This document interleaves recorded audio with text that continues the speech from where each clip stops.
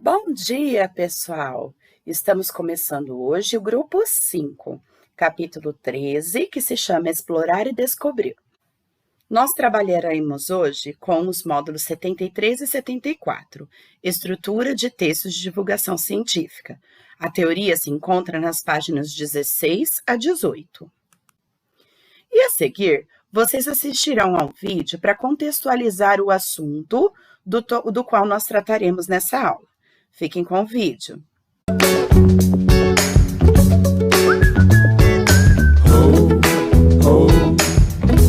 Olá, viajantes! Tudo bom? Hoje no nosso vídeo especial sobre o Rio, a gente vai falar sobre o Pão de Açúcar.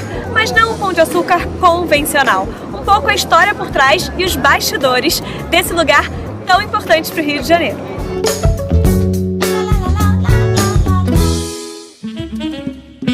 Com certeza você já conhece o Pão de Açúcar, agora a história por trás do Pão de Açúcar e os bastidores você só vai ver aqui, né, no Guia da Jo, nesse vídeo especial sobre o Rio.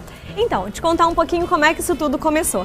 Antes, até 1808, era simplesmente essa paisagem sem o bondinho. Era o Morro da Urca e o Pão de Açúcar, não tinham qualquer ligação e as pessoas não costumavam ir lá em cima, né? O empresário e visionário Augusto Ferreira Ramos, ele teve aqui para a exposição de 1908, que foram construídos vários pavilhões para mostrar os produtos brasileiros. Ele era um empresário do café e ele olhou para essa maravilha, ele tinha visto uma foto de um fotógrafo que escalou o Morro da Urca e tirou uma foto lá de cima e ele falou, gente, todo mundo tem que ver essa vista maravilhosa, então vou construir algo que leve as pessoas até lá em cima. E todo mundo achou que ele estava meio louco, né? Porque como assim, né? O que ele vai construir para levar as pessoas para verem essa vista linda do Morro da Urca? Aí ele conseguiu a autorização da prefeitura para fazer essa empreitada e o primeiro bondinho começou a operar em 1912. E agora a gente vai conhecer os bastidores, como é que é para essa operação toda funcionar. Vem comigo!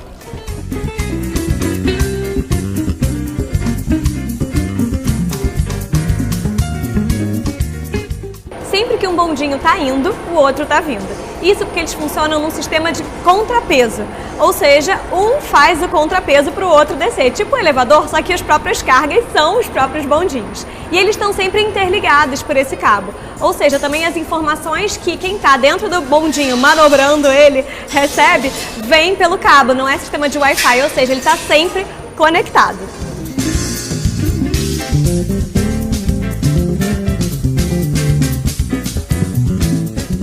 Vamos começar nosso passeio, então, pelo bondinho. Uma dica, quando você entrar no bondinho, se você quiser ver a vista do Cristo, você fica pro lado esquerdo. Se você quiser ver a vista da Praia Vermelha, você fica pro lado direito.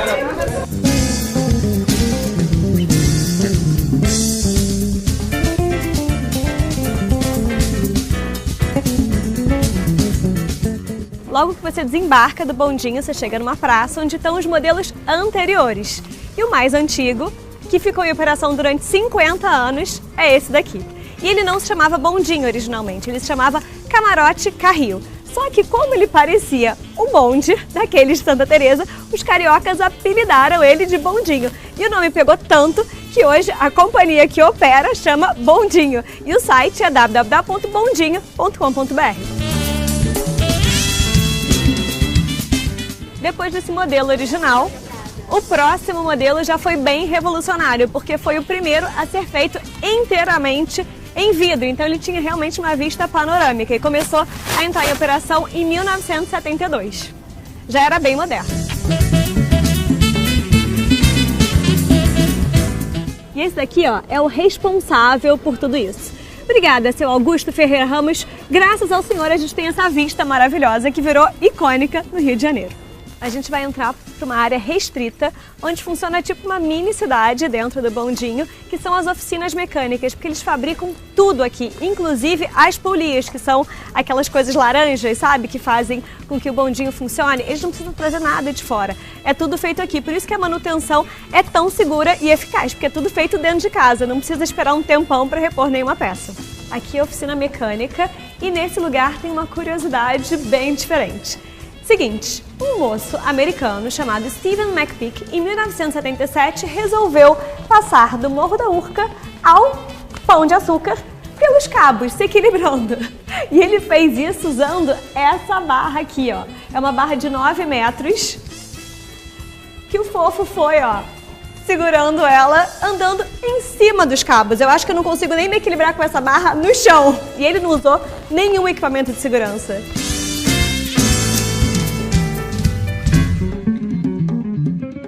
O tour também te dá direito a conhecer essa arena maravilhosa, onde aconteciam os icônicos shows do Morro da Urca. Então, gente muito famosa começou aqui como desconhecidos, tipo Legião Urbana, Barão Vermelho, Cazuza, Kid Abelha, enfim, toda a nata do rock nacional passou por aqui e também muitos convidados internacionais, como Rod Stewart e Elton John. Bob Marley também passou por aqui, ele não cantou, mas também se encantou com o Morro da Urca. Uma outra história maravilhosa que aconteceu aqui foi do Tim Maia.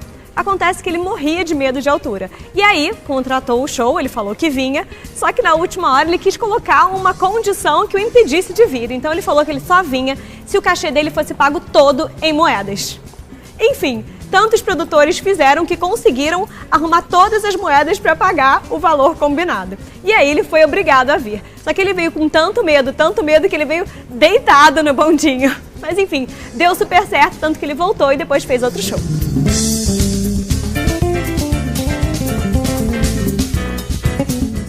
Aqui tem um espaço de memória Cucuruto, que tem uma projeção mostrando momentos icônicos aqui do Pão de Açúcar. E tem também coisas históricas. Então tem peças do primeiro bondinho. E outra coisa muito legal é que aqui tem uma foto do Pão de Açúcar. Enfim, Pão de Açúcar, gente, não era um pão português. Era simplesmente a forma como eles transportavam o açúcar. Então eles faziam tipo um melaço com a cana de açúcar e aí botavam isso numa forma, ele virava tipo uma pedra de açúcar mascavo, que tá bem aqui, ó. E isso era chamado de Pão de Açúcar. E os portugueses, quando eles chegaram aqui, eles olharam para essa formação rochosa, acharam parecida com o Pão de Açúcar deles, e aí por isso que tem esse nome até hoje. Próxima passagem secreta, a gente está agora no cérebro do bondinho, que é onde são passados os parâmetros para quem está pilotando o bondinho. Então, na parte de baixo, a gente vê o motor funcionando, o redutor e a polia motriz.